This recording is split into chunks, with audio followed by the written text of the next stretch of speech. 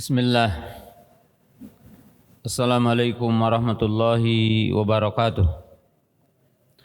Alhamdulillah hamdan katsiran thayyiban mubarakan fi kama yuhibbu rabbuna wa yardah.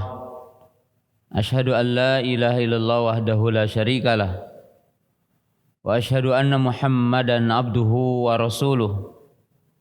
Wassalatu wassalamu ala Rasulillah wa ala alihi wa ashabihi wa man tabi'ahum bi ihsanin ila yaumiddin.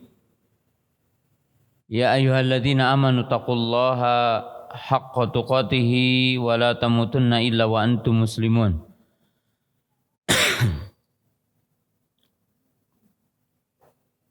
Para ibu, para ummahat dan para penuntut ilmu yang dirahmati Allah Subhanahu wa taala. Alhamdulillah pada kesempatan pagi yang berbahagia ini dengan izin dan kudrat dari Allah Subhanahu wa taala kita dapat berjumpa kembali dalam kajian pekanan kita yang alhamdulillah kita sedang membahas kitab Ushulus Salasah. Dan kita masih dalam pembahasan yaitu 3 landasan, itu berkaitan dengan tauhid, taat kepada Rasul, dan wala dan bara ya. 3 poin ini merupakan gambaran dari 2 kalimat syahadatain. Jadi 3 perkara ini merupakan konsekuensi tuntutan dari kalimat la ilaha illallah.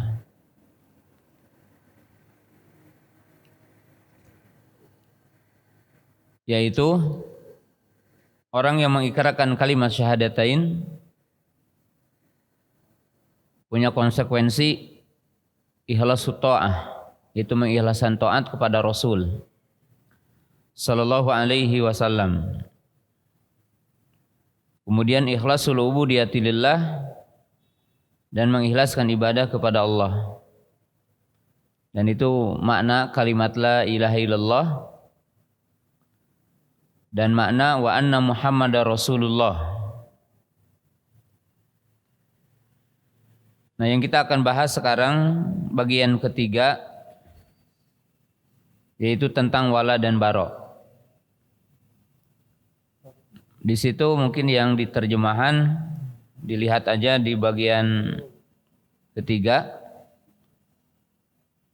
dari syarah dan penjelasan Syekh Muhammad Shalih Ibnu Utsaimin rahimahullahu taala dari kalimat anna man ata'ar rasula wa wahadallaha la yajuzu lahu muwalatu man hadallaha wa rasulahu walau kana aqraba qaribin wad dalilu qauluhu ta'ala la tajidu qauman yu'minuna billahi wal yawmil akhir yuwaduna man hadallaha wa rasulahu walau kanu aba'ahum aw abna'ahum aw ikhwanahum aw ashiratahum ulaika kataba fi qulubihimul imana wa ayyadahum bi ruhim min wa yudkhiluhum jannatin tajri min tahtihal anharu khalidina fiha radhiyallahu anhum wa radu'an ulaika hizbullah ala inna hizballahi humul muflihun.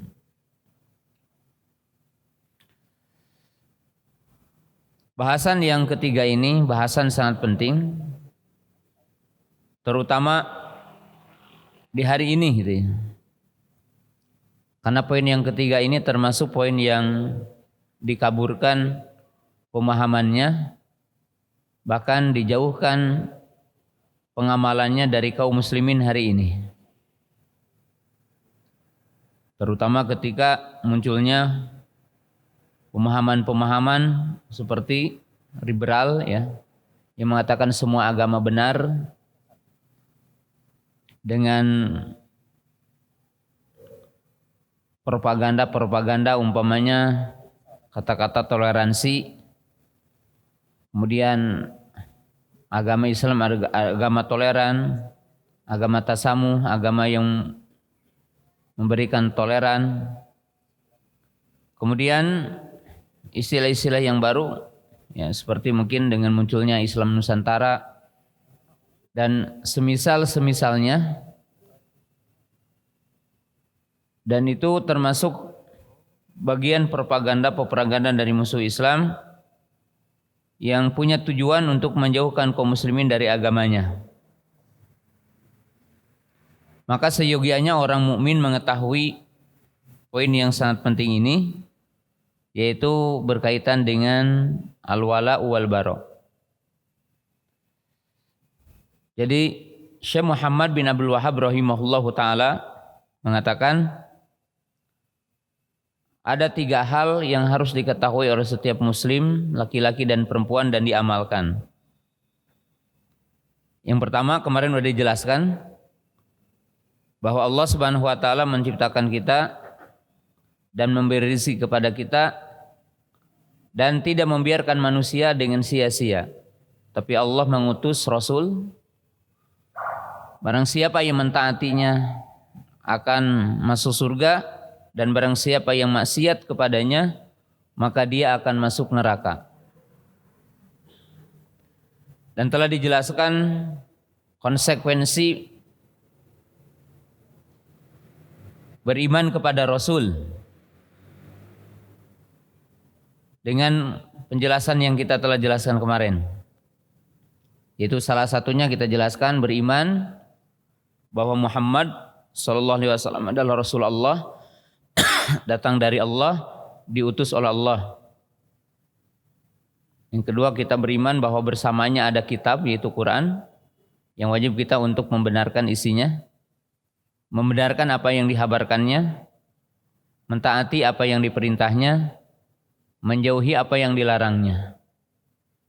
Itu adalah bentuk-bentuk konsekuensi tentang keimanan kepada Rasul. Kemudian kita jelaskan juga bahwa beriman kepada Rasul memiliki keyakinan bahwa syariat Rasul telah sempurna, tidak ada kekurangan, sempurna ya. Kemudian syariat Rasulullah SAW itu universal, artinya untuk semua manusia, bukan untuk bangsa Arab. Kemudian syariat yang dibawa oleh baginda Rasulullah SAW adalah cocok, relevan untuk setiap waktu dan tepat. Ya. Kemudian kita jelaskan juga di antara konsekuensinya beriman kepada Rasul bahwa kita meyakini semua syariat yang dibawa oleh Nabi SAW berupa Quran dan hadis-hadisnya dan apa yang dicontohkan oleh beliau itu berisikan tentang hakikat rahmat. Jadi tidak ada syariat kecuali di dalamnya adalah kasih sayang, kemudian membawa ihsan, artinya membawa kebaikan dan menciptakan kebaikan. Itu hal-hal yang wajib kita ketahui dari iman kepada Rasul sallallahu alaihi wasallam. Yang kedua, dari landasan itu, dan ini sudah dijelaskan semula, anallaha la yarda an yushraka ma'ahu ahadun fi ibadatihi la malakun muqarrabun wala nabiyyun mursalun. Yang kedua, wajib kita mengetahui bahwa Allah tidak meridhoi kepada siapa saja yang menyekutukan Allah. Jadi Allah tidak ridho kepada perbuatan syirik dan Allah tidak ridho kepada pelaku syirik. Jadi Allah Ta'ala tidak meridhoi kesyirikan dan tidak meridhoi pelakunya. Ya. Allah Ta'ala tidak meridhoi kesyirikan, yaitu menyekutukan Allah di dalam beribadah. Ya, yang jadi sekutu baik para malaikat ataupun seorang nabi, apalagi kalau bukan malaikat dan nabi. Maka yang merupakan usul Islam adalah ikhlasul ubudiyati lillah, yaitu mengikhlaskan ibadah kepada Allah. Dan itu hakikat Islam. Jadi kalau ditanya Islam itu tauhid. Nah, Islam itu tauhid sangat sederhana sekali untuk jadi landasan.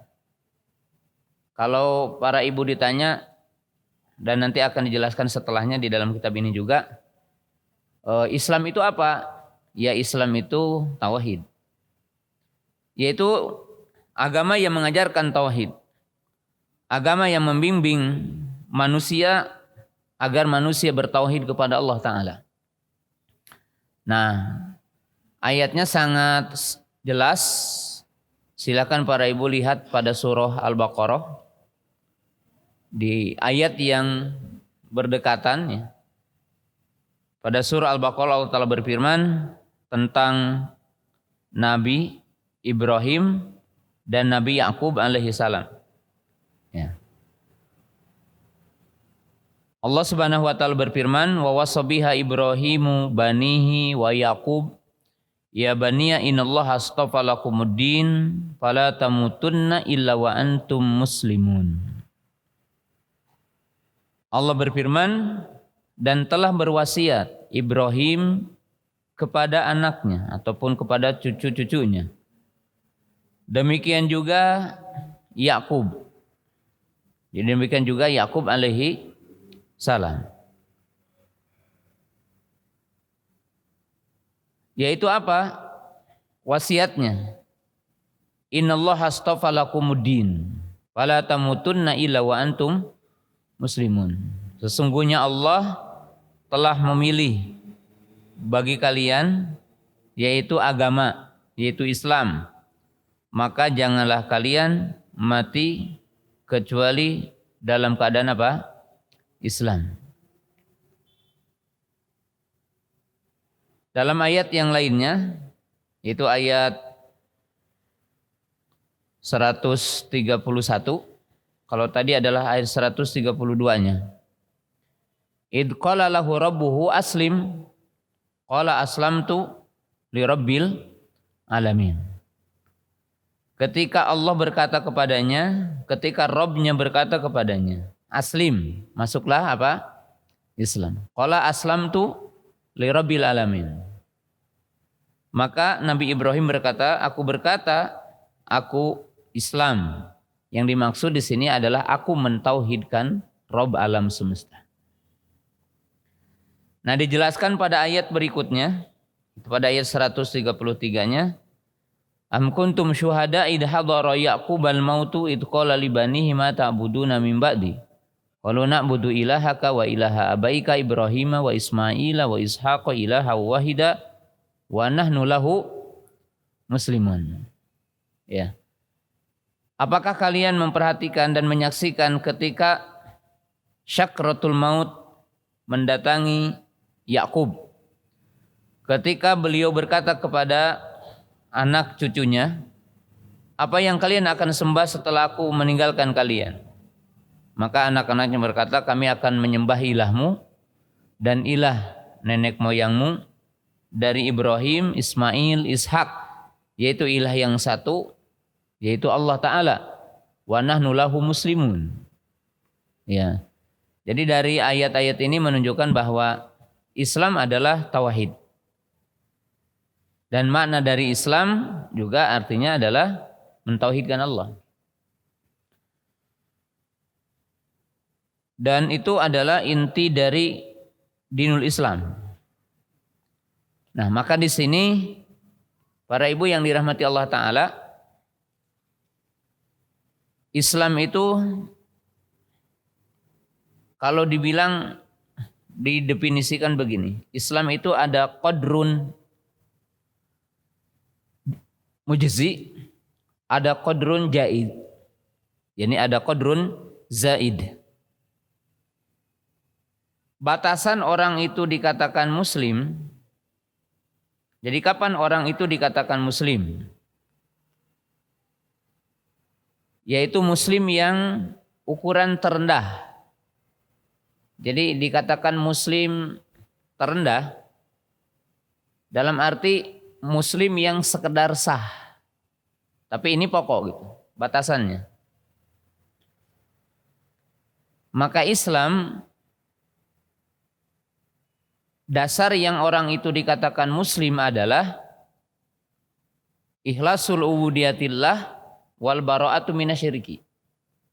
Jadi ukuran seseorang dikatakan muslim adalah mengikhlaskan ibadah kepada Allah dan menjauhi syirik. Ya. Yaitu dengan ayat-ayat yang tadi. Dan Nabi Hasan bersabda, umirtu an uqatilan nasa hatta yashhadu alla ilaha illallah. Aku diperintahkan untuk memerangi manusia agar manusia mengatakan tidak ada yang berhak disembah kecuali Allah. Berarti ukuran seseorang dikatakan muslim adalah ikhlasul ubudiyati lillah wa tarku syirki. Yaitu mengikhlaskan ibadah kepada Allah dan meninggalkan syirik. Ubudullaha wa la tusyriku bihi syai'a. Sembahlah Allah dan tinggalkan apa? Syirik. Ya. Dan ini ukuran tentang Islam. Ya. Adapun ukuran kesempurnaan orang itu sebagai seorang muslim adalah melaksanakan semua perintah Allah, menjauhi semua larangan Allah. Menjauhi setiap perkara yang membatalkan keislamannya, menjauhi semua pintu-pintu kekufuran, menjauhi semua pintu-pintu kesyirikan, menjauhi semua pintu-pintu maksiat. Maka ini tentunya adalah kesempurnaan tentang keislaman seseorang.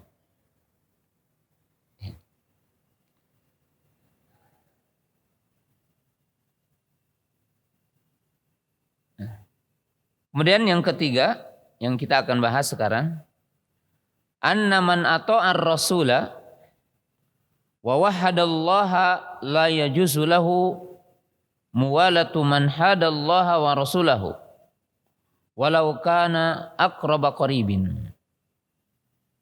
Dalilnya surah Al-Mujadilah ayat 22.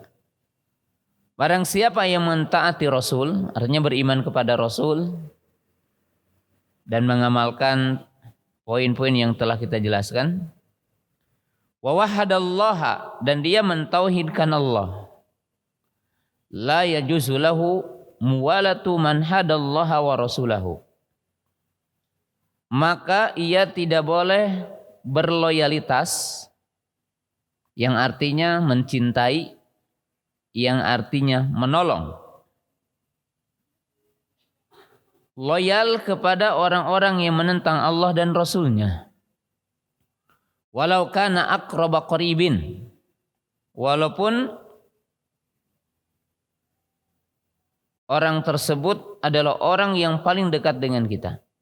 Ya, seperti bapak, ibu, anak, istri, suami, ya, paman, bibi dan yang lainnya. Tidak boleh seorang mukmin berloyalitas kepada orang kafir. Tidak boleh orang mukmin berloyalitas kepada orang-orang musyrik. Nanti kita akan jelaskan globalnya. Walaupun itu adalah orang yang paling dekat dengan kita. Dalilnya adalah firman Allah Ta'ala. La tajidu qauman, wahai Muhammad, kamu tidak akan mendapatkan satu kelompok orang, yu'minuna billahi wal yawmil akhir, yang mereka itu beriman kepada Allah dan hari akhir, yuaduna man hadallaha wa rasulahu, mereka akan berkasih sayang dengan orang-orang yang menentang Allah dan Rasulnya. Walau kanu aba'ahum, walaupun mereka itu bapak-bapak mereka, wa abna'ahum, atau anak-anak mereka, wa ikhwanahum, ataupun saudara-saudara mereka, aw ashiratahum, atau keluarga mereka. Jadi orang yang beriman kepada Allah dan beriman kepada yaumul akhir dan beriman kepada rukun iman yang 6 itu tidak mungkin berloyalitas, kasih sayang, menolong, membantu kepada orang-orang yang melampaui batasan Allah dan Rasulnya, yang menentang Allah dan Rasulnya. Walaupun itu orang-orang terdekat, ya seperti bapak, seperti anak, seperti saudara, seperti kerabat, keluarga. Orang yang baro kepada orang kafir, baro artinya menjauhi, benci. Ulaika kataba fi qulubil imana wa ayyadahu bi ruhim minhu. Maka mereka itulah adalah orang-orang yang diteguhkan keimanan dalam hati-hati mereka. Dan Allah Ta'ala menguatkan mereka. Ini bi ruhim minhu. Artinya di sini adalah dengan taufik Allah Ta'ala. Ya. Kemudian ya dengan bimbingan juga para malaikat. Wa yudkhiluhum. Dan Allah Ta'ala akan memasukkan mereka ke surga yang mengalir di bawahnya apa? Sungai. Jadi yang mengalir di bawahnya sungai. Ya. Dan mereka akan kekal di dalamnya. Allah ridho kepada mereka dan mereka ridho kepada Allah. Mereka itu adalah tentara-tentara Allah. Mereka adalah pasukan-pasukan Allah. Dan ingatlah tentara Allah, mereka lah yang akan mendapatkan kemenangan. Ya. Nah, sekarang kita ambil dulu faidah dari ayatnya. Bahwa orang-orang yang menyempurnakan iman, bagaimana menyempurnakan iman? Menyempurnakan iman dengan dua hal penting. Ya. Jadi iman seseorang tidak akan sempurna kecuali dengan dua hal ini. Yang pertama, muwalatul mu'minin, yaitu berloyalitas kepada orang beriman.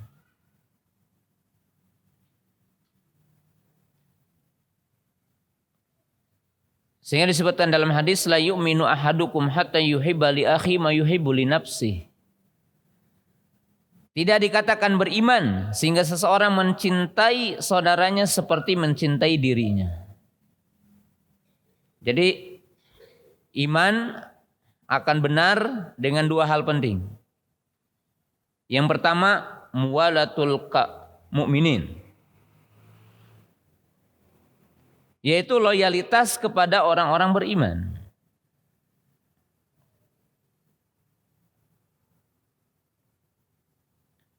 Yang kedua, mu'adatul kuffar wal bara'atu minal kuffar. Yang kedua, mu'adatul kuffar, yaitu ya, membenci dan menjauhi orang-orang kafir. Berlepas diri dari orang kafir.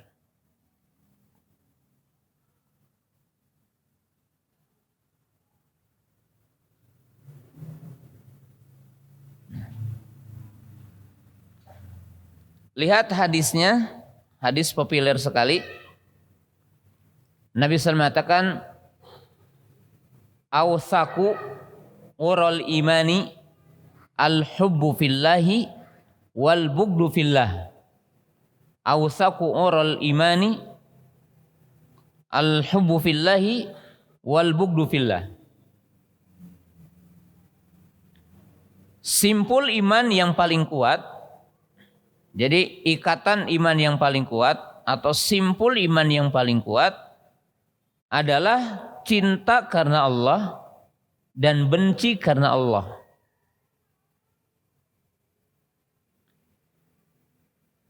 Yaitu cinta apa yang dicintai Allah, mencintai apa yang dicintai Allah, dan membenci apa yang dibenci Allah. Allah mencintai para malaikat, Allah mencintai para nabi, Allah mencintai orang soleh, Allah mencintai orang bertakwa, Allah mencintai orang yang bertauhid.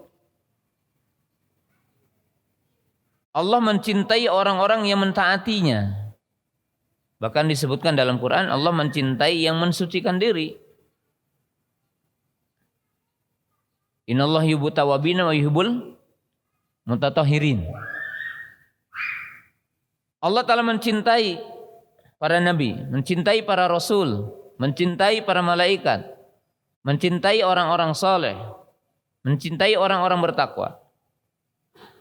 Maka wajib atas setiap mukmin mencintai mereka semua. Jadi mencintai mereka semua. Karena konsekuensi dari iman. Allah mencintai kekufuran dan pelakunya.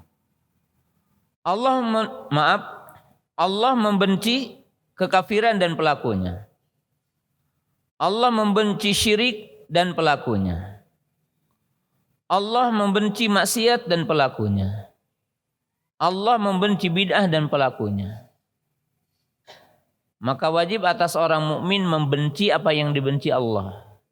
Jadi tidak mungkin orang yang iman kepada Allah kalau dia cinta kepada kafir, padahal Allah adalah benci kepada kafir.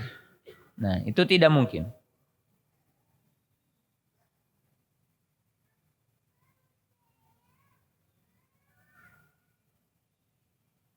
Itu tidak mungkin. Maka dikatakan di sini la tajidu qauman yu'minuna billah. Kamu wahai Muhammad tidak akan mendapatkan orang yang beriman kepada Allah yuwaduna man hadallah. Jadi ayat ini menjelaskan dua poin penting bahwa iman tidak akan sempurna kecuali dengan dua poin. Yaitu apa? Muwatul mu'minin, muadatul kufar. Itu pesan penting dari ayat ini yang dibawakan oleh mu'alif dan relevansinya dengan judul.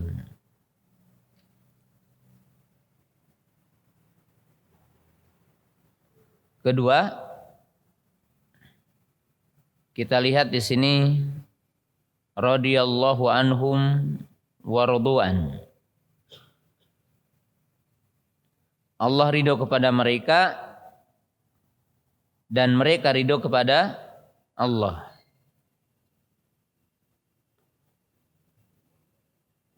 Ini faidah aja ya. Pahala yang paling besar yang Allah berikan kepada hambanya adalah keridoannya. Jadi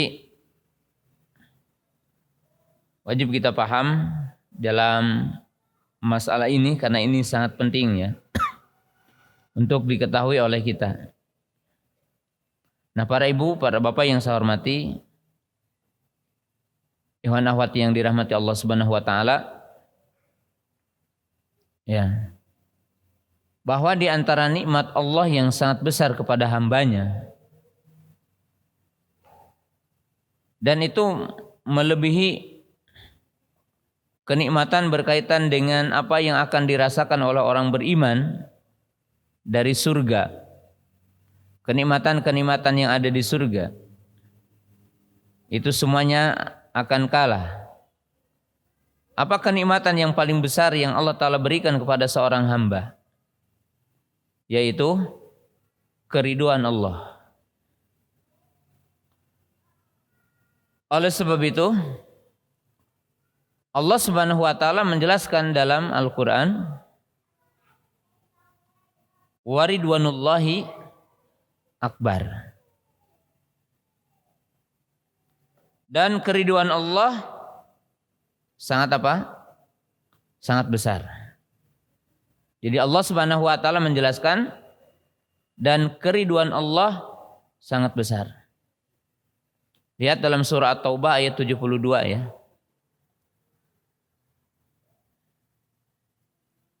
Waridwanullahi akbar. Dan itu dijelaskan dalam hadis yang sahih, hadis Abi Sa'id Al-Khudri, diriwayatkan oleh Imam Bukhari dan Muslim. Nabi sallallahu alaihi wasallam mengatakan, "Innallaha tabaraka wa ta'ala yaqulu li ahlil jannah, ya ahlal jannati fayaqulu labbaika wa sa'daik, labbaika rabbana wa sa'daik, fayaqulu haraditum fayaqulun wa malana lan narda wa qad a'taitana ma lam nu'ti ahadan min khalqi, wa yaqulu ana utiikum afdala min dzalik, qalu ya rabb ayu syai'in afdalu min dzalik, wa yaqulu uhillu lakum uhillu alaikum ridwani fal aqsutu alaikum ba'dahu abada." Jadi kenikmatan yang paling agung yang Allah Ta'ala berikan kepada kita bukan kenikmatan semua yang ada di surga, dari ornamennya, dari tempat tidurnya, dari bidadari-bidadarinya, dari makanan-makanannya, dari minuman-minumannya, dari buah-buahannya. Walaupun itu adalah kenikmatan yang sangat agung, tapi nikmat yang terbesar adalah keridhaan Allah. Sehingga dipelesetkan dan menyimpang dari orang-orang sufiyah mengatakan, enggak, mengapa kita ke neraka asal Allah ridho gitu. Tapi ini batil. Ini batil karena Allah tidak ridho dengan kekufuran, tidak ridho dengan syirik, tidak ridho dengan maksiat. Nah, itu adalah bagian dari gulatu jabariyah. Orang-orang yang berlebihan dalam masalah takdir, kaum jabariyah. Ya. Nikmat yang paling besar adalah keridhaan Allah. Lihat di dalam hadis ini bahwa Nabi SAW mengatakan dalam hadis Abu Sa'id Al-Khudri diriwayatkan Bukhari dan Muslim, bahwa Allah berkata nanti Yaumal Qiyamah kepada penghuni surga, wahai penghuni surga, labbaika rabbana wa sa'daik. Ya, artinya siap mendengar dan taat. Haraditum, apakah kalian telah ridha? Artinya apakah kalian telah senang dengan semua ini? Maka penghuni surga mengatakan, wa ma lana ridha wa qad a'taitana ma lam nu'ti ahadan min khalqi. Bagaimana katanya kami tidak senang, bagaimana kami tidak ridha? Sungguh engkau telah memberikan satu pemberian yang tidak diberikan kepada salah seorang hamba selain kami dari hamba-hambamu. Jadi kenikmatan ini engkau berikan kepada kami. Maka kita dalam keadaan senang sekali di surga itu. Beda dengan orang-orang yang ada di neraka, maka mereka dalam keadaan sedih. Ya, bahkan mereka sambil mereka itu menjerit-jerit di neraka dan mereka mengeluarkan suara yang sangat keras.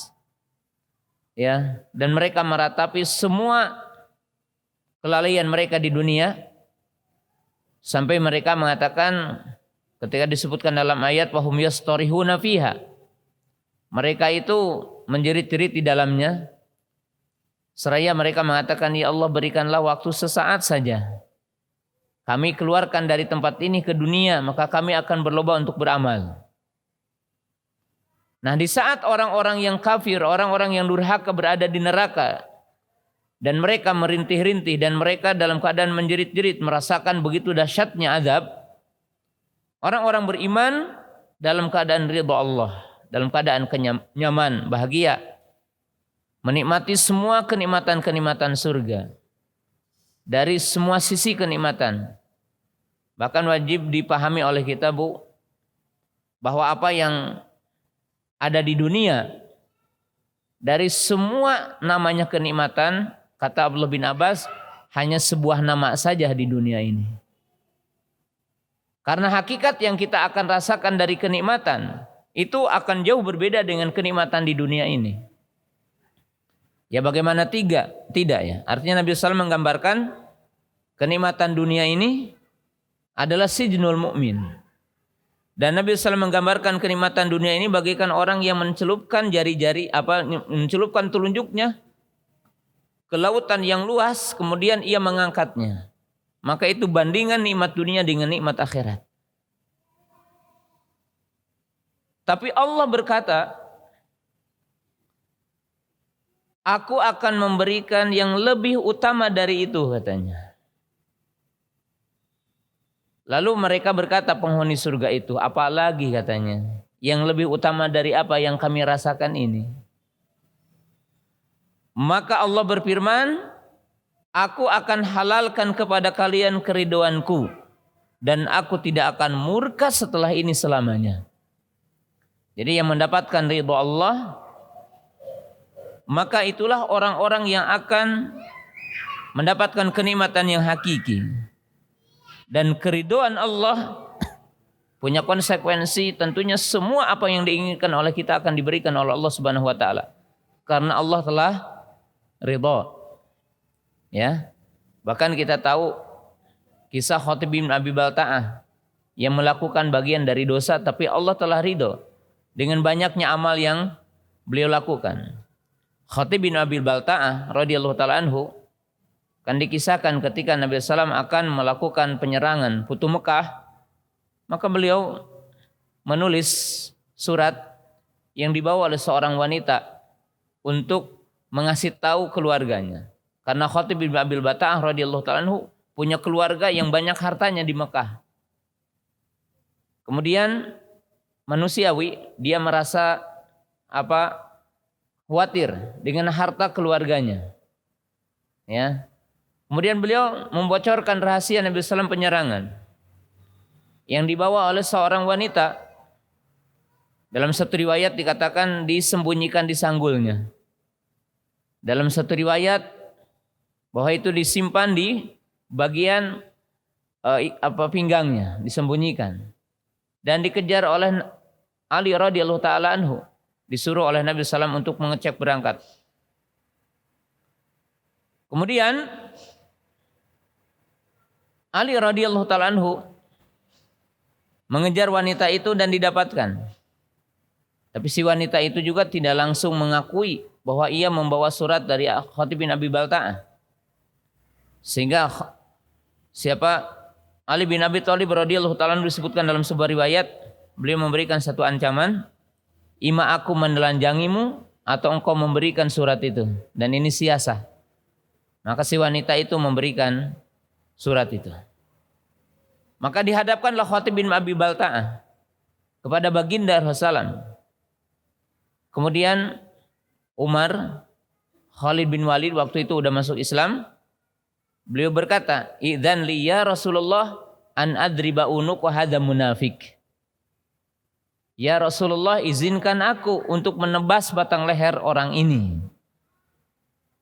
Karena dia telah membocorkan rahasia. Tapi apa kata Nabi SAW? Sungguh Allah Ta'ala telah ridho kepada orang-orang yang ikut perang Badar. Dan beliau termasuk orang yang ikut perang Badar. Dan Allah telah mengampuni dosanya. Nah, lihat di sini ketika Allah telah ridho kepada hambanya, maka keriduan Allah itu adalah sangat agung. Keriduan Allah adalah sangat agung. Lalu bagaimana kita ingin mendapatkan ridha Allah? Imam Ibnu Qayyim mengatakan untuk kita mendapatkan ridha Allah ada dua sebab utama. Ya. Yaitu apa? Ibtigha'a mardatihi wattiba'u ridwan. Para ulama kita mengatakan bagaimana kita agar mendapatkan ridha Allah. Ya.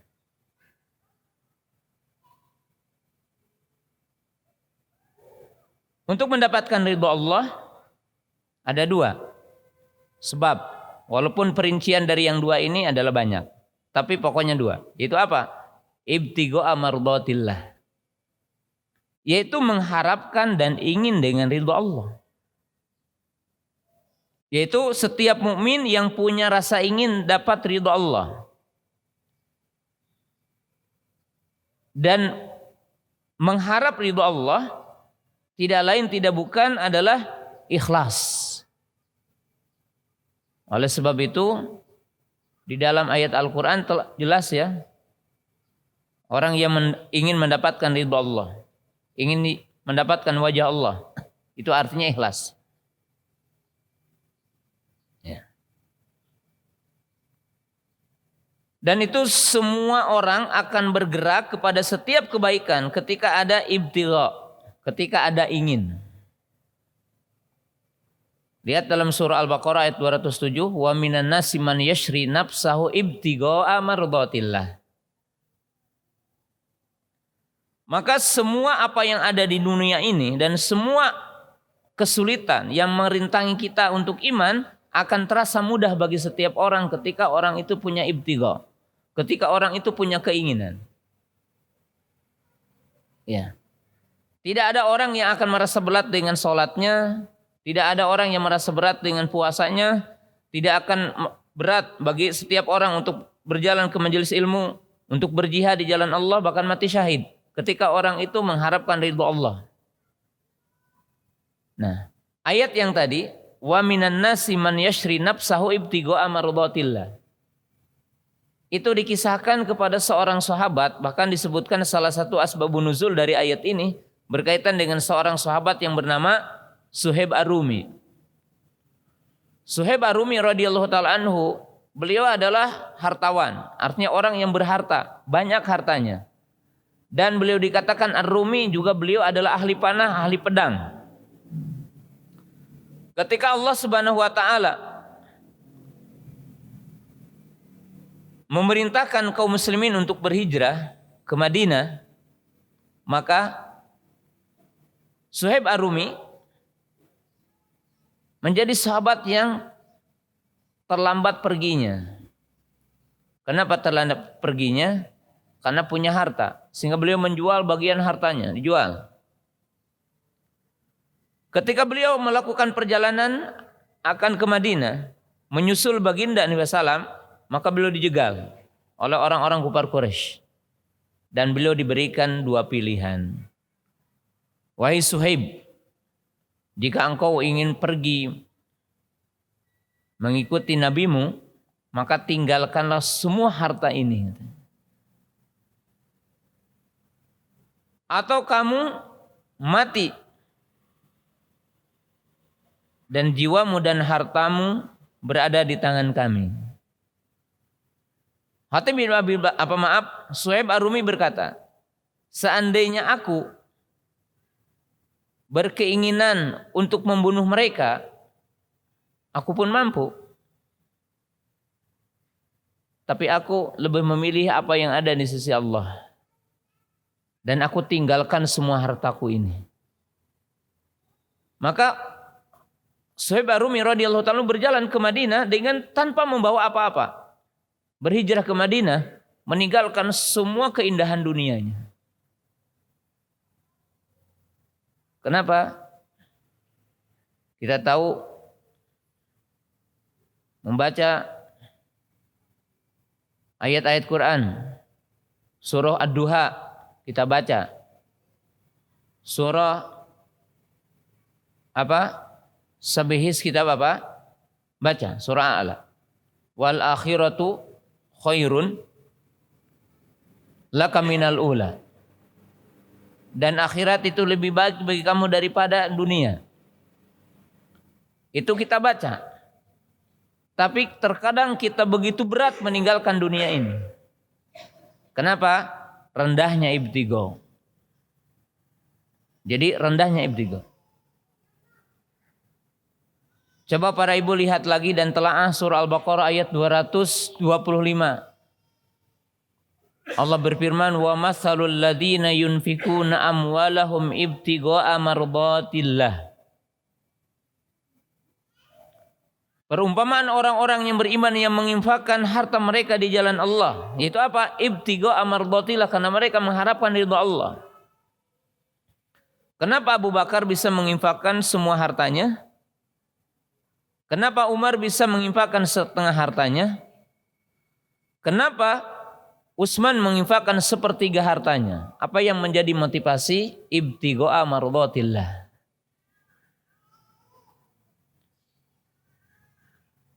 Dan kita lihat apa yang dilakukan oleh para sahabat ridwanullahi ta'ala alaihim.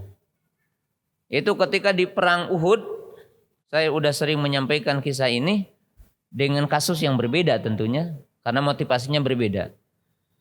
Bahwa orang-orang Muhajir dan Ansor, mereka sedang memegang kurma. Dan mereka siap menyantap biji-biji kurma itu dari tangkaian kurmanya. Ketika Nabi SAW menyeru mereka untuk berjihad, artinya menyerang musuh karena mereka sudah ada di pasukan, tapi menunjukkan perang telah berkecamuk. Lalu mereka bertanya, kemana tempat kembali kami kalau kami mati syahid? Maka Nabi SAW mengatakan ke surga.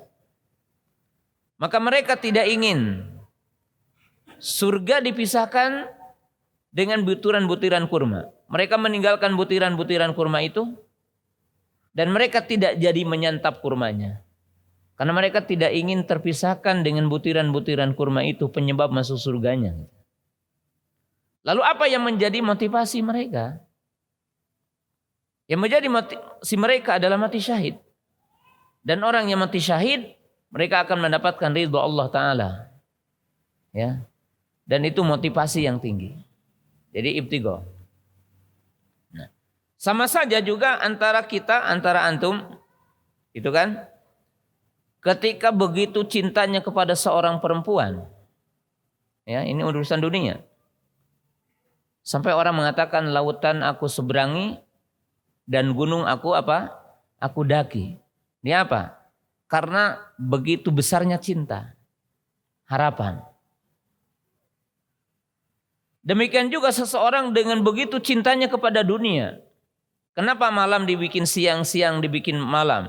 Kepala dibikin kaki, kaki dibikin kepala. Itu dalam istilah orang. Kenapa? Bahkan orang tidak pernah mengatakan letih. Apa sih letih, apa sih capek? Ketika orang itu udah berbicara tentang dunia, maka tidak ada kata letih. Ya. Semua orang akan mencari sebab apa? Hujan, cari mantel, ataupun hujan-hujanan, bawa pakaian ganti, nanti kita ganti di sana. Untuk apa? Untuk cari dunia. Kenapa? Ibtigonya tinggi gitu. Rasa ingin kita kepada dunia itu tinggi. Ya. Maka Allah menjelaskan, wa minan nasi man yashri nafsahu ibtigo'a mardatillah. Wa masalul ladzina yunfikuna amwalahum ibtigo'a mardatillah. Jadi pengharapan. Nah, sedangkan yang kedua, bagaimana kita mendapatkan ridha Allah? Yaitu ittiba'u ridwan. Ibtigha'u ridwan. Yaitu apa? Yang dimaksud di sini pada poin yang kedua, ittiba'u ridwan. Ai bimana ayakhlisal abdu alal amali saleh.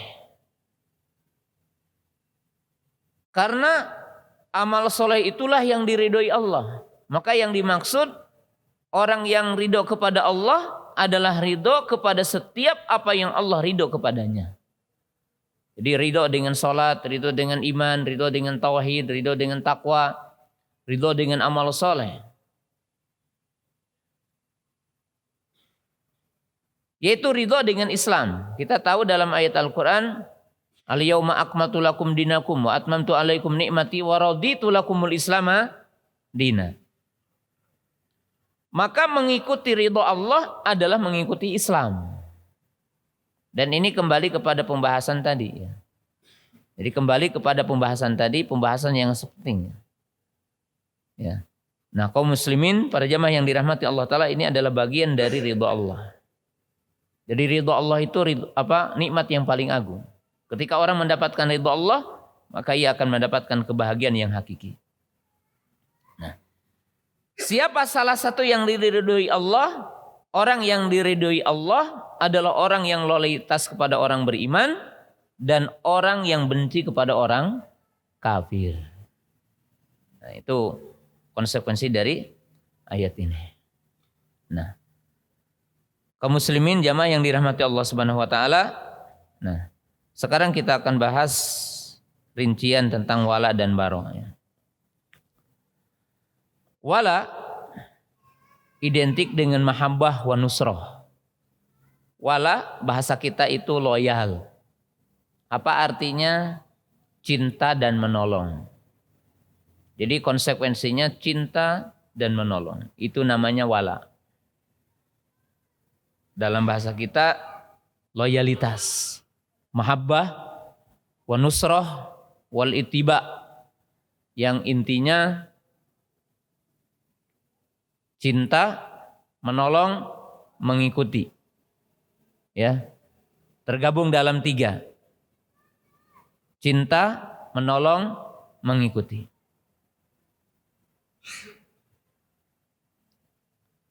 Sedangkan yang kedua adalah bara. Bara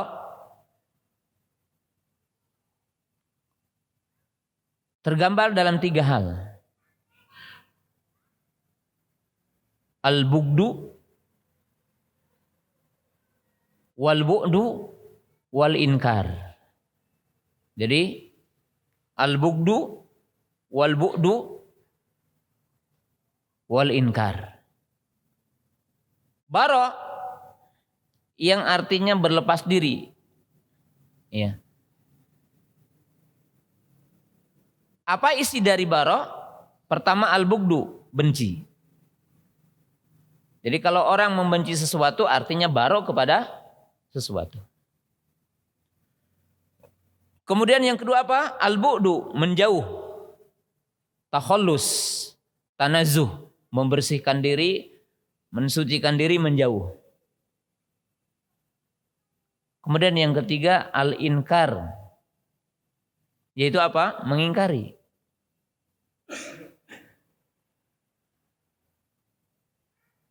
Maka inkarul munkar bagian dari bara. Jadi kalau orang itu tidak mengingkari kemungkaran berarti lemah baroknya kepada kemungkaran, kesyirikan, maksiat. Sehingga orang itu sempurna imannya ketika dia mengingkari.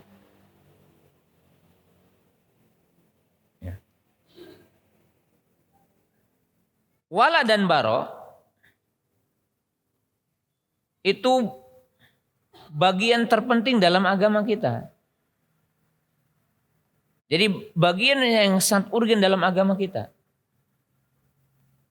Karena tadi telah dikatakan bahwa wala dan bara itu merupakan simpul iman. Dan simpul iman yang terkuat.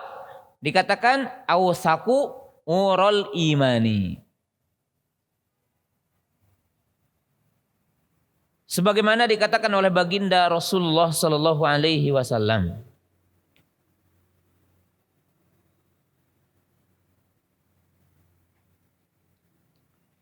Orang mukmin punya wali, Allah, Rasul, dan orang apa? Beriman. Innama waliyukumullahu wa rasuluhu walladzina amanu.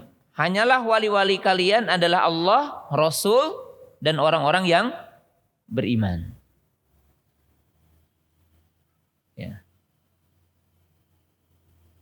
Jadi itu makna wala dan bara. Nah, kemudian kita bahas kedudukan wala dan bara dalam Islam. Jadi kedudukan wala dan bara dalam Islam. Ya. Kenapa kita harus tahu? Ya. Karena ini adalah perkara yang daruri, wajib dipahami oleh setiap mukmin. Yang pertama, annaha juz'un min syahadatain.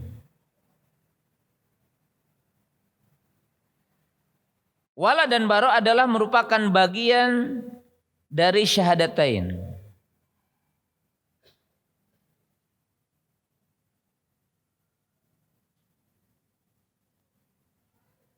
Ya. Kita lihat la ilaha illallah. La ilaha bara illallah wala. Perhatikan. Jadi wala dan bara adalah bagian dari syahadat. Bagaimana? Kita lihat la ilaha illallah. La adalah nafi, sebagaimana mungkin udah sering kita dengar, yaitu menafikan, mengingkari setiap yang disembah selain Allah. Maka ini apa? Bara. Berlepas diri, menjauhkan diri, mengingkari. Bu'du, menjauhkan. Ilallah, menetapkan Allah satu-satunya yang berhak disembah. Berarti ini apa? Loyal. Ini namanya apa? Wala.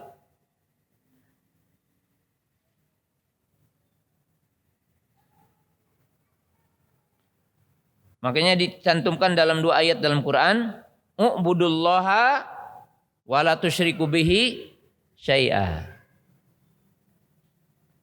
Jadi keislaman seseorang tidak sempurna kecuali bergabung 2 poin ini. Wala kepada tauhid, baro kepada apa? Syirik. U'budullaha wala tusyriku bihi syai'a.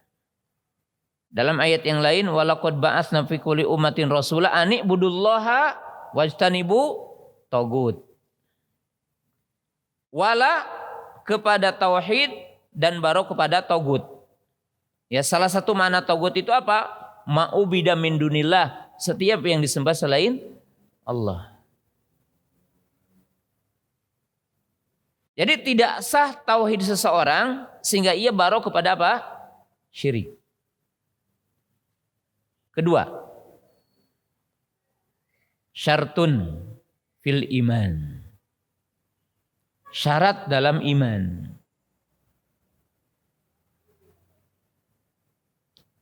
Syarat dalam iman.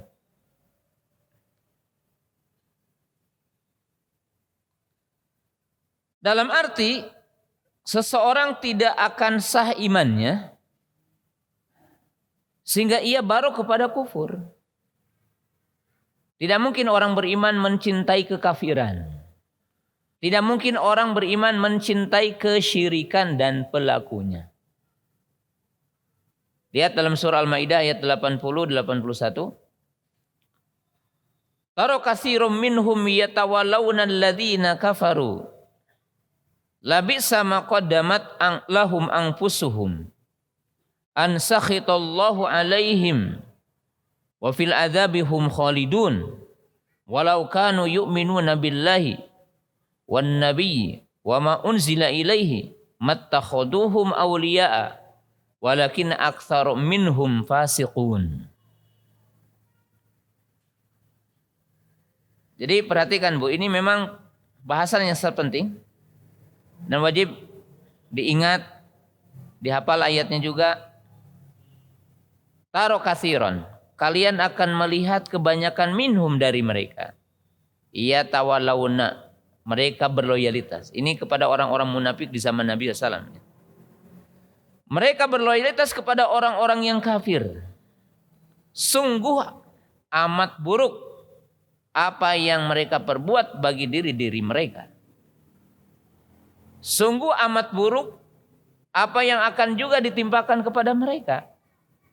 Karena apa yang mereka perbuat akan membuahkan apa? Allah murka atas mereka. Dan mereka dalam adab, mereka akan kekal. Kalaulah mereka beriman kepada Allah dan kepada Nabi dan apa yang diturunkan kepadanya, maka mereka tidak akan menjadikan mereka orang-orang kafir sebagai wali. Jadi iman yang hak, iman yang benar menuntut orang itu benci kepada kekafiran, benci kepada syirikan, dan membenci kepada pelakunya. Berarti kalau tidak maka imannya cacat. Imannya adalah pasif. Itu yang kedua. Yang ketiga, tadi sudah dijelaskan bahwa wala dan bara adalah simpul dan ikatan iman yang paling kuat.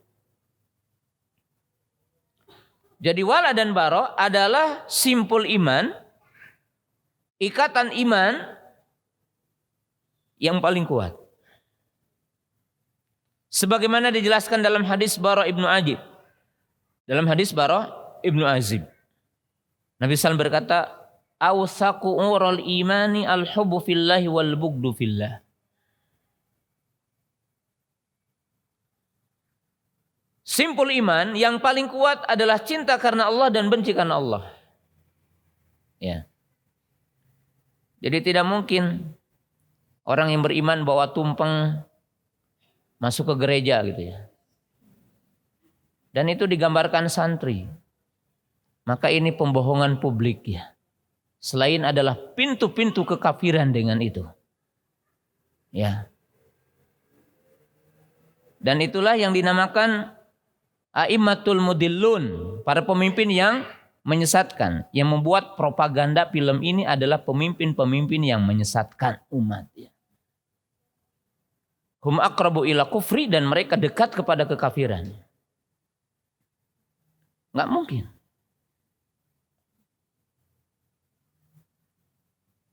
Ya. Kaum muslimin jamaah yang dirahmati Allah Ta'ala. Jadi akan dirusak yang dinamakan wala dan bara. Ya. Karena toleran di dalam Islam tidak berarti loyal kepada orang kafir. Cinta enggak bisa. Jadi merupakan simpulnya. Jadi kalau lepas berarti simpulnya tidak ada nanti. Simpul imannya. Berarti orang bisa kafir keluar dari apa? Dari Islam. Dan itu bahaya. Keempat.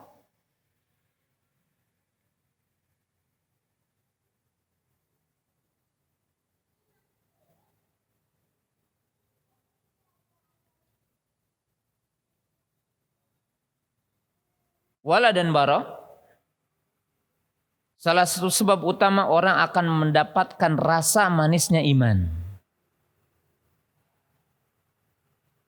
Jadi salah satu sebab orang akan merasakan manisnya iman. An hasabam litadawuki qalbi halawatal iman.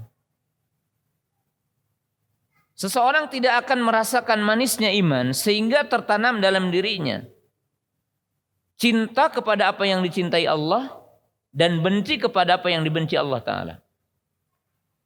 Baginda Nabi SAW mengatakan dalam hadis Anas bin Malik radhiyallahu ta'ala anhu. Hadis ini diriwayatkan Imam Bukhari dan Muslim. Salasun man wajadahunna wajada halawatal iman. An yakuna Allah wa rasuluh ahaba ilaihi mimma siwahuma. Wa yuhibbal mar'a la yuhibbuhu illa lillah. Wa ayakraha ayarji ilal kufri. Kama bada'an qadahu. Kama yakrahu an yuqdafa finnar. Nabi SAW mengatakan 3 perkara yang apabila ada pada seseorang maka seseorang itu akan merasakan manisnya iman. Yang pertama, dia menjadikan Allah dan Rasulnya lebih dicintai dari yang lainnya. Jadi mahabbah kepada Allah dan Rasul melebihi mahabbah kepada yang lainnya. Dan mencintai saudaranya karena Allah. Jadi mencintai saudaranya karena Allah. Berwala kepada orang-orang beriman karena Allah. Yang ketiga, membenci kepada kekufuran sebagaimana ia benci dimasukkan ke neraka. Artinya di sini bahwa orang yang akan sempurna imannya dan dia pun akan merasakan manisnya iman ketika seseorang itu cinta karena Allah, benci karena Allah dan membenci apa yang dibenci Allah Ta'ala, baru akan sempurna imannya dan akan merasakan ia manisnya iman.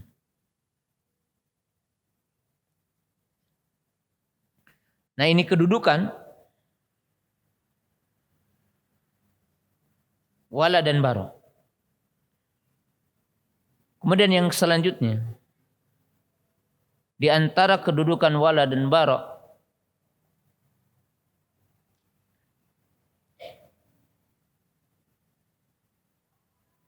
kaum muslimin, para ibu yang dirahmati Allah Ta'ala, siapa yang merealisasikan wala dan bara dengan benar, maka ia akan selamat dari ancaman-ancaman Allah.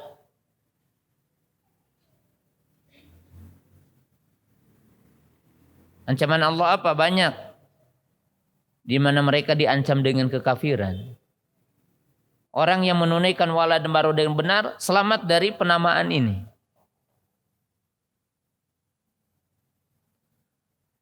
Karena Allah Ta'ala telah mengancam pada surah Al-Ma'idah ayat 51.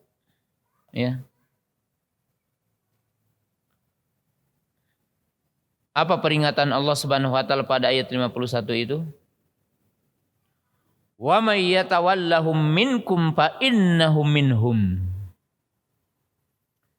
Siapa yang berloyalitas kepada mereka di antara kamu, maka ia akan seperti mereka. Jadi bahaya ya. Orang yang berloyalitas kepada orang kafir diancam akan sama dengan orang kafir.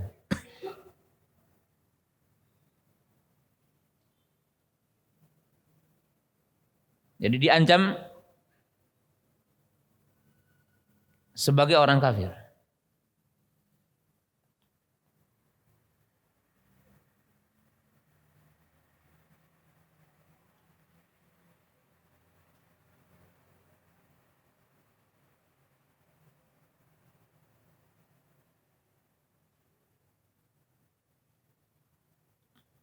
Dan yang terakhir ini hanya bagian aja. Di antara yang menunjukkan kedudukan wala dan bara agung dalam Islam, bahwa orang yang merealisasikan wala dan bara dengan benar, maka ia akan mendapatkan perlindungan Allah. Jadi Allah akan menjadi walinya, Allah akan menjadi penolongnya, Allah akan menjadi pelindungnya.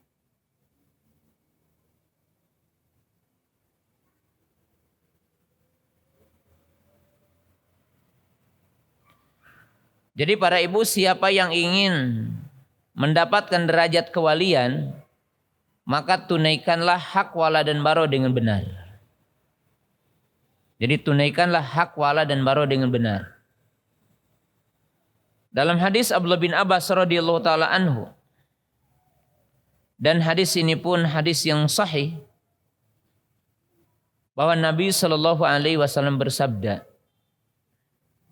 "Man ahabba fillah wa abghadha fillah wa wala fillah wa ada fillah fa innama tunalu wilayatullahi bidzalik." Barang siapa yang cinta karena Allah, benci karena Allah, menolong karena Allah, memerangi karena Allah, maka ia akan mendapatkan kewalian Allah. Ia akan dinyatakan sebagai wali Allah. Dan Allah akan menjadi walinya dengan sebab itu. Ya. Maka kaum muslimin jamaah yang dirahmati Allah Ta'ala, salah satu penyebab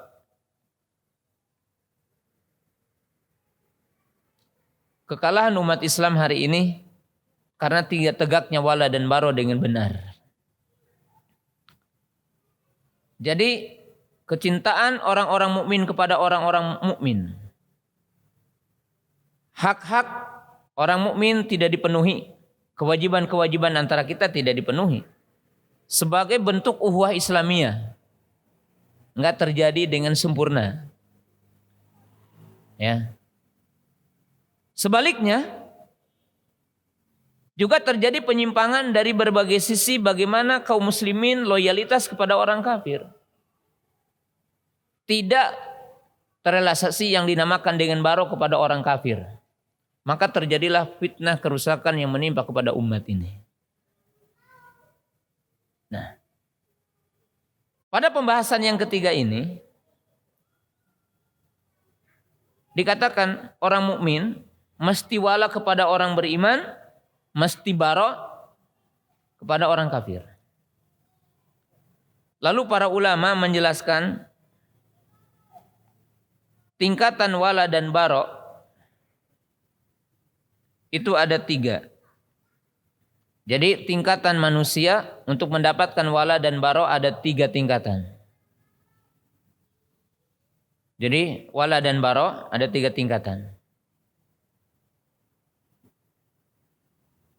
Kita diperintahkan mencintai siapa yang dicintai Allah, dan kita diperintahkan membenci siapa yang dibenci Allah. Maka pahami, wala dan bara ada 3 tingkatan. Yang pertama, orang yang hanya mendapatkan wala saja dari kita, dan haram bagi kita bara. Jadi orang yang berhak mendapatkan wala secara mutlak, secara total, dan haram atas kita untuk bara. Siapa? Al-mu'minu al-muwahhid,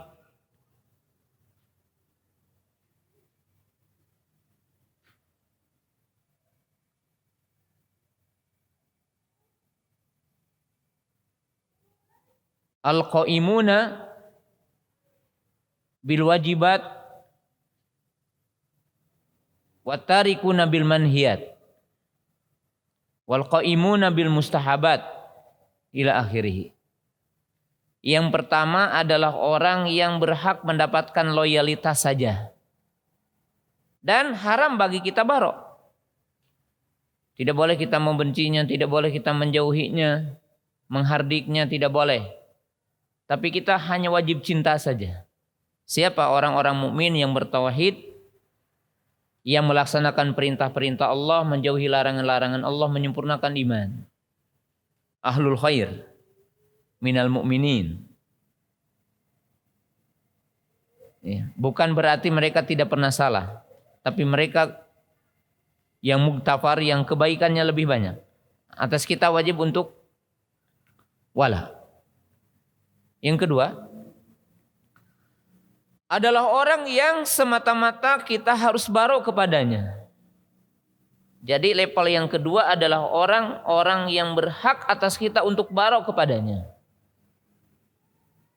Siapa? Al-kafir wal musyrik.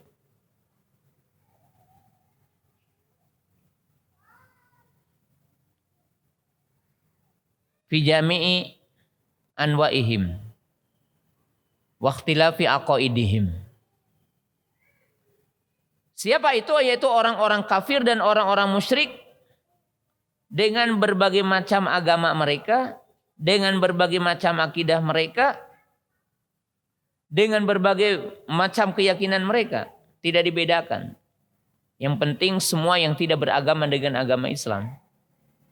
Yang dia kafir dengan berbagai jenis kafirnya. Ada Majusi, ada Yahudi, ada Nasrani, dan semua yang tidak beragama dengan agama Islam. Maka mereka berhak untuk mendapatkan apa? Baro yang mutlak. Yang ketiga, man yastahiqul wala min wajhin wa yastahiqul baro min wajhin.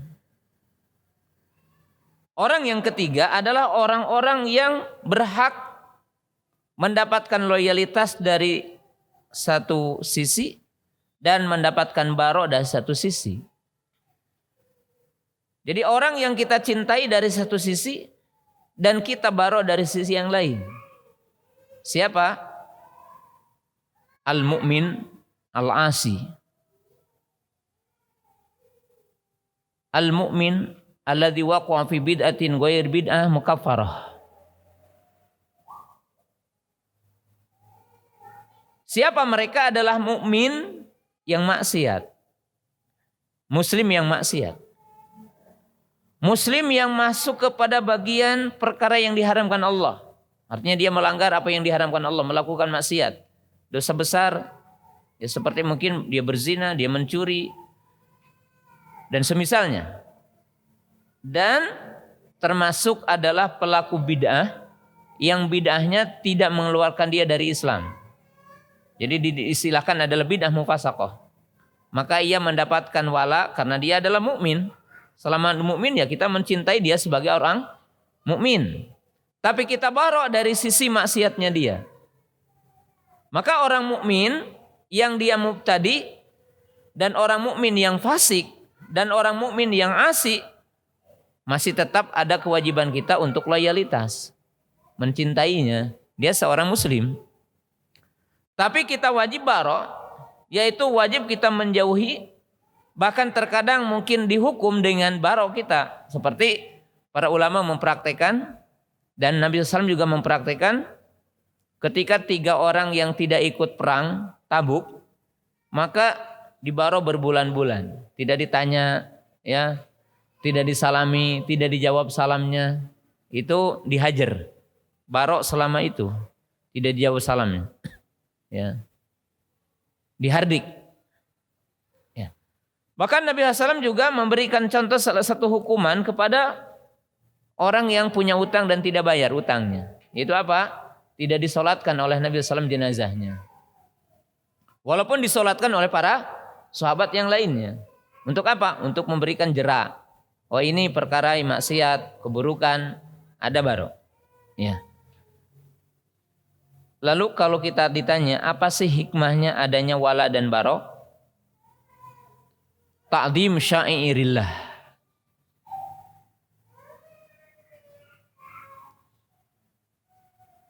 Tujuan dari wala dan baro tiada lain dan tidak bukan adalah untuk mengagungkan syiar dan untuk memadamkan keburukan. Maka ada wala dan baro.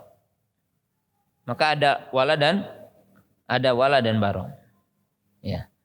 Jadi kaum muslimin pemirsa yang dirahmati Allah Subhanahu wa taala, ini adalah poin yang sangat penting yang wajib kita pahami ya. Tentang wala dan baro. Nah,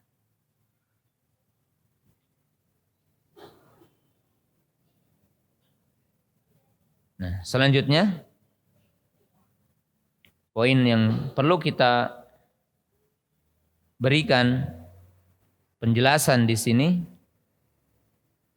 adalah bentuk konkret seperti apa wala dan baro gitu.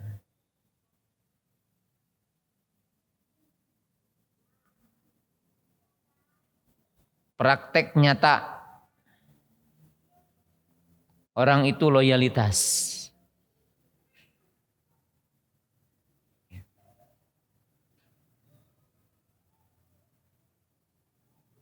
Sangat sederhana sekali umpamanya loyalitas bagi orang mukmin ya. Digambarkan dengan 3 poin tadi. Mahabbah, nusrah, ittiba. Yaitu apa? Mencintai, kemudian menolong, kemudian mengikuti. Maka ini adalah bentuk wala. Loyal. Ya. Sudah barang tentu orang beriman diperintahkan mencintai orang beriman dengan apa? Menolong, menasehati. Itu adalah wala. Memberikan nasihat, kemudian bergabung, berkumpul. Itu namanya wala. Menolong.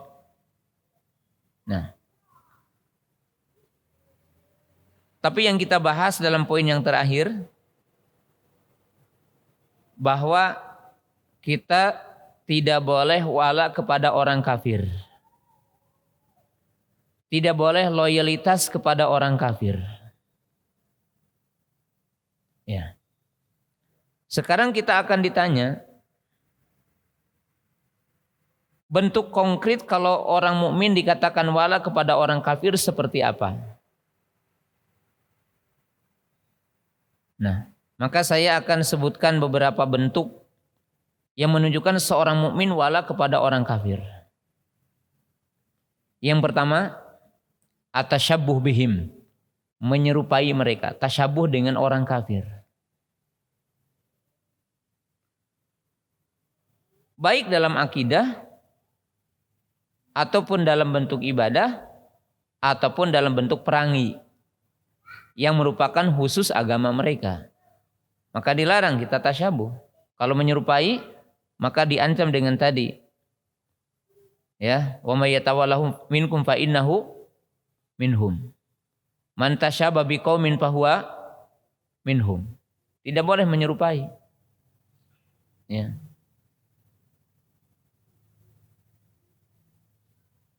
Yang kedua,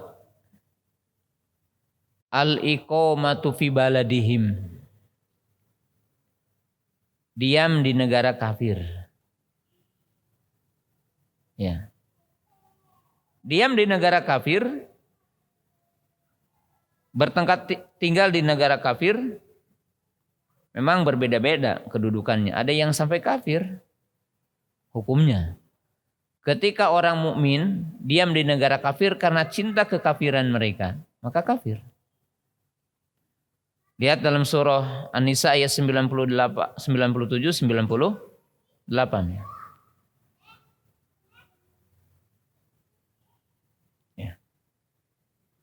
Ya, di antara kita mungkin ada orang yang diam di negara kafir karena kerja dan semisalnya. Ya. Walaupun ada diam di negara kafir dalam waktu tertentu untuk apa? Berdakwah. Ketiga, as-safar wa nuzhah ila biladil kufar. Rekreasi ya, ke negara kafir. Itu bentuk loyalitas kepada orang kafir.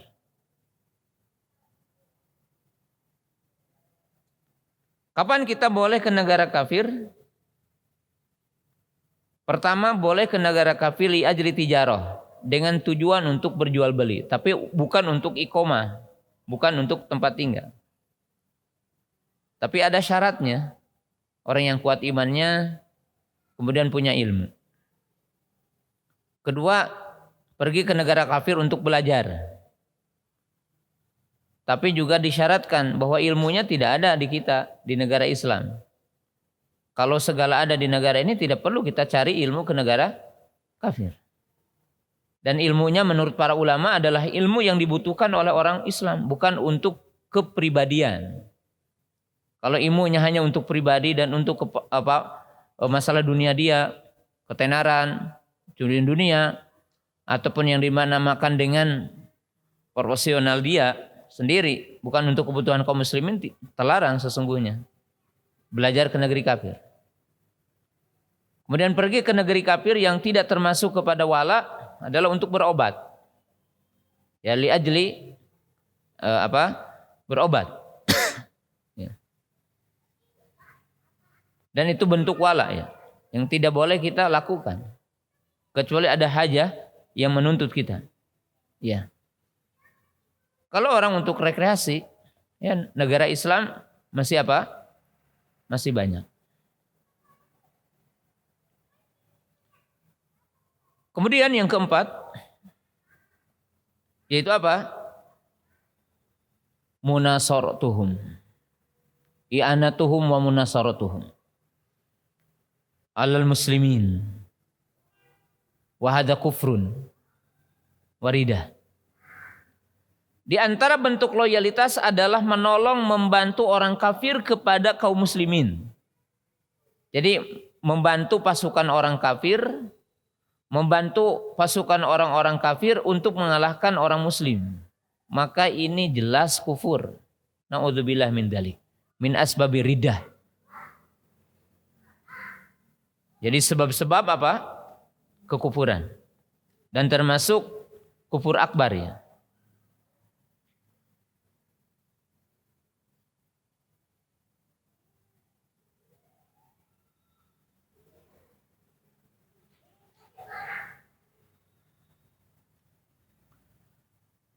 Dan termasuk poin yang kelima sangat penting, yaitu membantu orang kafir untuk berkuasa. Ya.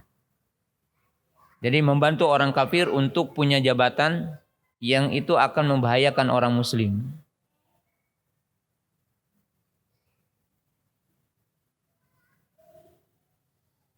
Lihat dalam surah Ali Imran, ya. Allah Subhanahu wa taala telah menjelaskan dalam ayat 118 sampai 120 ya. Ya ayyuhalladzina amanu la tatakhidu bidotatan min dunikum la ya'lunakum khabala waddu ma'anitum. Ya. Jadi berbahaya orang mukmin yang ikut mengangkat orang kafir dalam sebuah jabatan. Maka itu membahayakan iman kita dan membahayakan agama kita, juga membahayakan tentang semuanya bagi kaum muslimin, dilarang. Kemudian bentuk-bentuk loyalitas apa? Musyarakatuhum fi a'yadihim, yaitu ikut dalam hari raya mereka. Jadi ikut dalam hari raya mereka. Bahkan termasuk memberikan tahniah, memberikan selamat. Orang mukmin tidak boleh mengatakan selamat hari Natal, selamat hari ini, hari itu, tidak boleh. Karena pengakuan itu adalah pengakuan kepada sebuah kesesatan.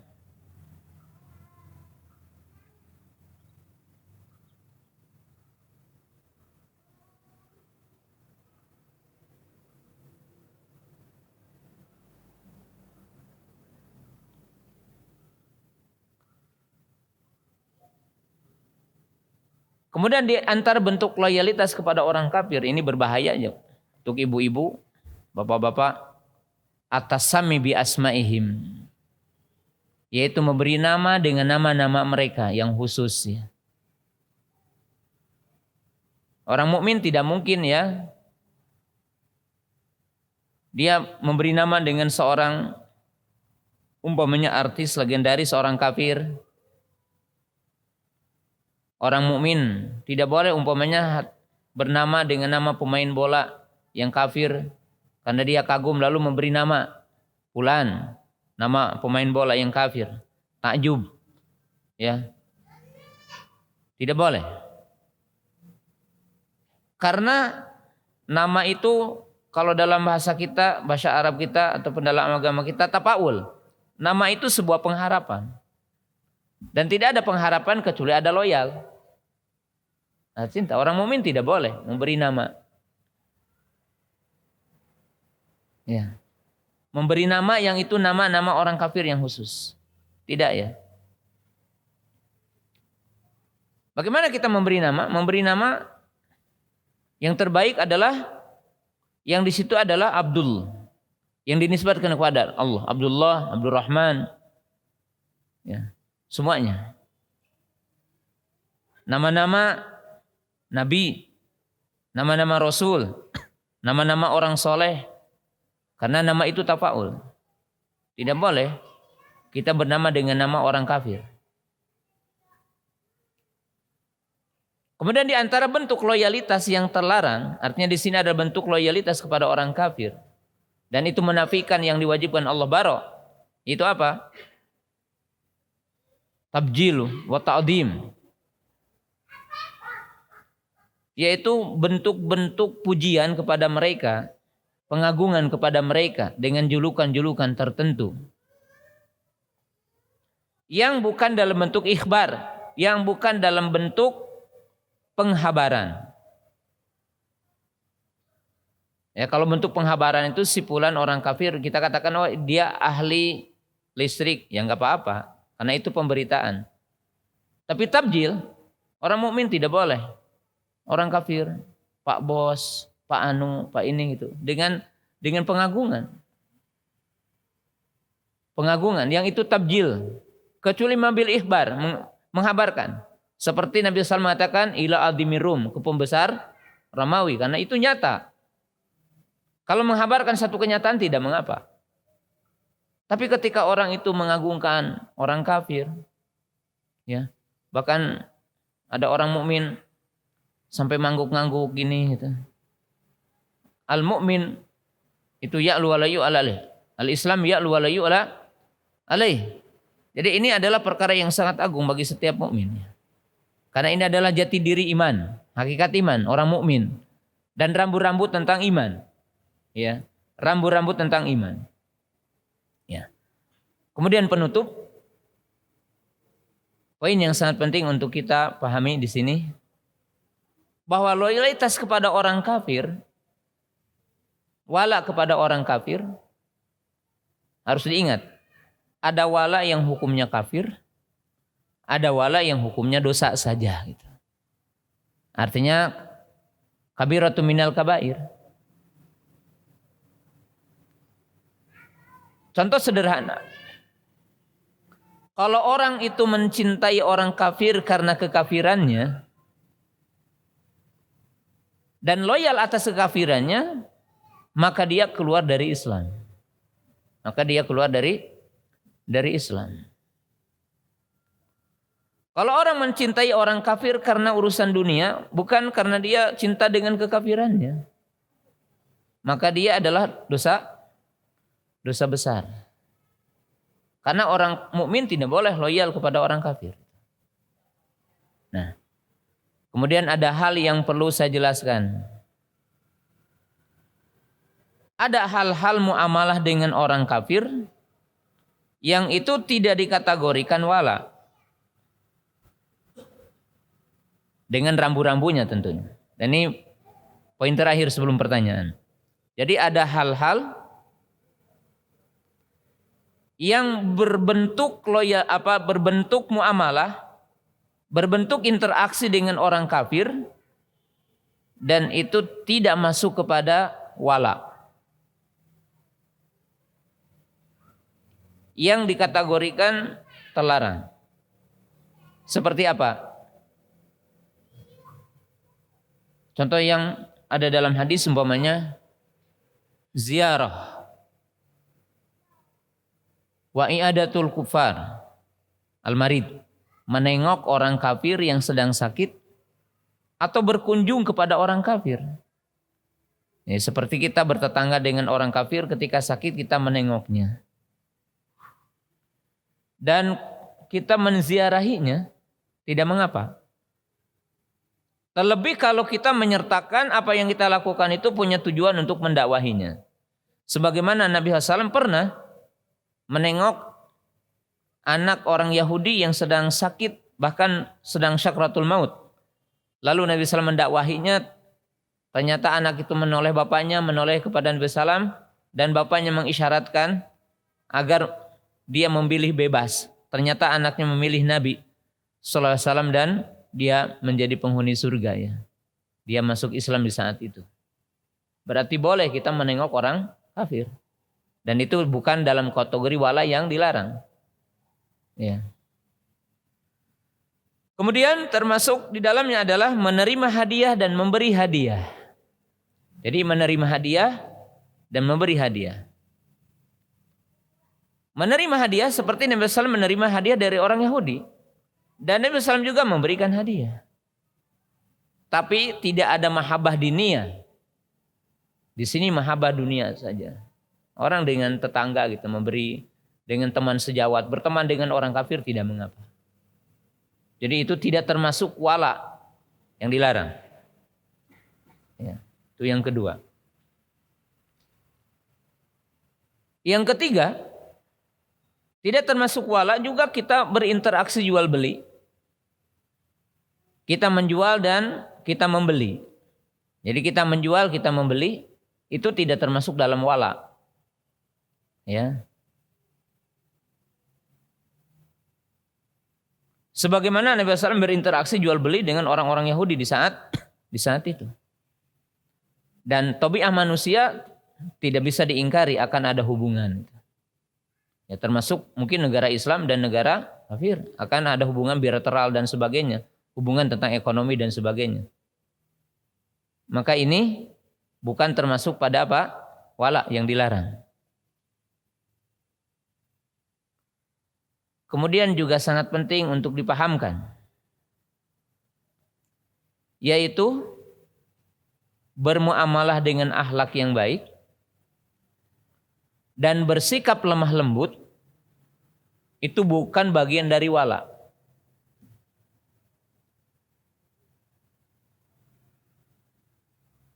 Sebagaimana Allah Ta'ala memerintahkan kepada Nabi Musa dengan Nabi Harun alaihi wasallam ketika diperintahkan untuk mendatangi Fir'aun.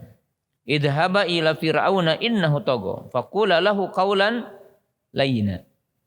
Jadi kalau kita bermuamalah dengan menampakkan akhlak yang mulia, budi pekerti yang luhur, menampakkan akhlak mulia, ya, itu bukan wala. Bahkan itu bagian dari strategi kita berdakwah. Ya. Sebagaimana Nabi SAW ketika ditawari oleh malaikat penjaga gunung yang ada di Taif, maka Nabi SAW memilih berdoa kepada Allah untuk menunjukkan mereka kepada kebenaran. Maka tidak termasuk wala kita mendoakan mereka kepada hidayah.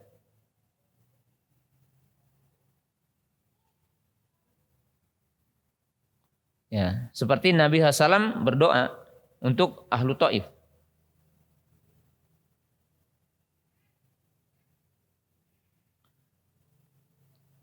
Kemudian yang terakhir, salah satu bentuk yang diperbolehkan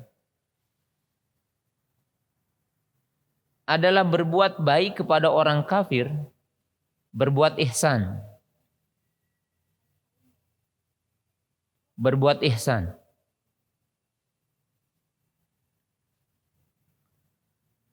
Jadi berbuat kebaikan kepada orang kafir itu tidak menafikan tauhid secara mutlak.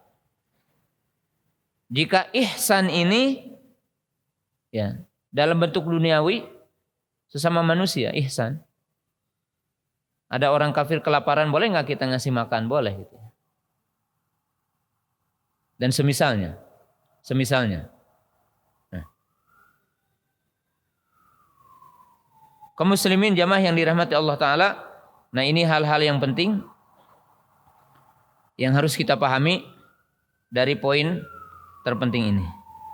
Dan insya Allah kita akan masuk kepada bab yang baru dari kitab Ushulus Salasah ini setelah menjelaskan 3 landasan utama, yaitu masalah taat kepada Rasul, mentauhidkan Allah, kemudian barok kepada orang-orang kafir.